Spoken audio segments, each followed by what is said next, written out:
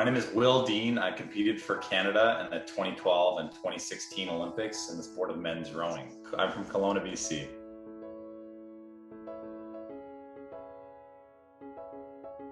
Yeah, definitely. I mean, more than anything else, the feeling of taking on the world with your friends is what I miss. Is just being there together with a bunch of guys that have put everything together and um, yeah, just working hard towards one really common goal.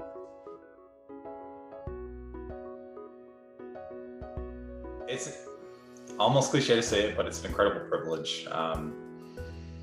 Getting all the letters and seeing how much it means to people is, especially the people that are close to you and connect that you maybe haven't talked to for quite some time. That does mean a lot.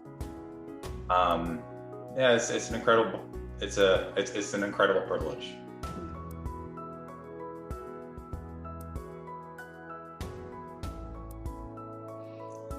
Yeah, it takes a lot of I mean, obviously for any particular sport there's different physical attributes that you need, but beyond that it's a lot of persistence. So you'll have a lot of setbacks during the road, and then being able to get up and get back to it after each one of those setbacks is pretty huge.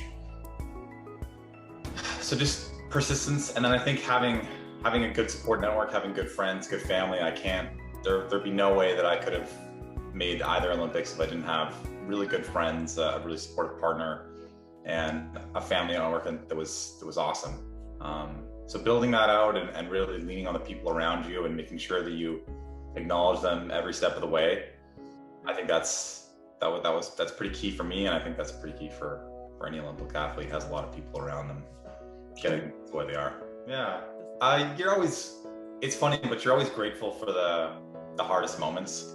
There's this oft repeated quote, and I don't even know who to attribute it to. It was Jake Wetzel that I first heard from, who's a Canadian Olympian that has been very successful, but he said that it doesn't have to be fun to be fun.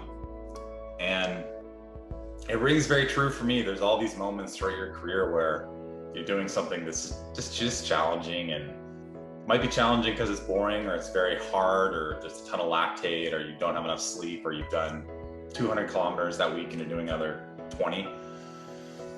I'm grateful for the most difficult moments and the most challenging moments that you go through as a team, because you think back on it fondly and like it was fun, but it also makes moments in the present day, it contextualizes them and makes them seem easier and more surmountable.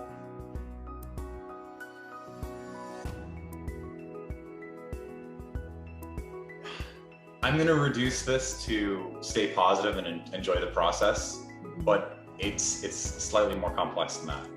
This is specifically right before the 2012 games. I hurt my back and had been out for about 6 months. And at that point, it looked like there was almost no chance that I would be able to make the 2012 Olympics. And I was feeling pretty down, and I was feeling, pretty bad and a little bit sorry for myself. And it wasn't an official mentor-mentee relationship, but it was a guy that I knew and talked to a lot and trusted. And he recommended a book to me by a guy named Viktor Frankl. The book's called Man's Search for Meaning. And I think he recommended it to me at just the right time, because he could kind of see that I was feeling a bit sorry for myself. And anyone unfamiliar with this book, I absolutely wholeheartedly recommend it to.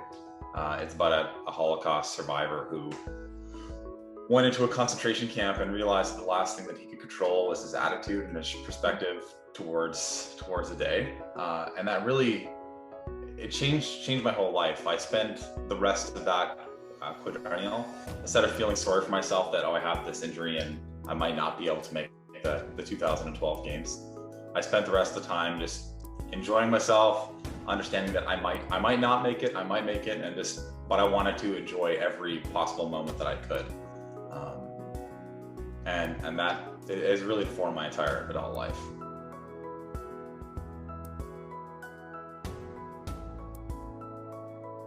Yeah, I mean, one of the biggest things would be to enjoy yourself. I talk to so many kids that they do see that path of going to the Olympics, of joining the national team, playing in the professional sports leagues. think the more you enjoy what you're doing, the longer your career is going to be, and the more you're going to be able to put into it and give of yourself. Yeah, just enjoying the process, enjoying every moment, knowing that even sometimes the most challenging moments can be, you can look back on them and enjoy them.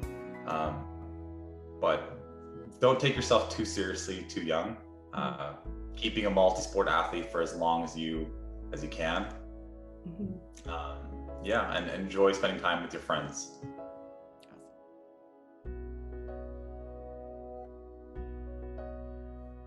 I watched some of my teammates go through the last chance qualifier in Switzerland just a month ago, and it was so like cathartic. It was crazy. I just, like, tears started coming down my face. I was just like so happy for these guys.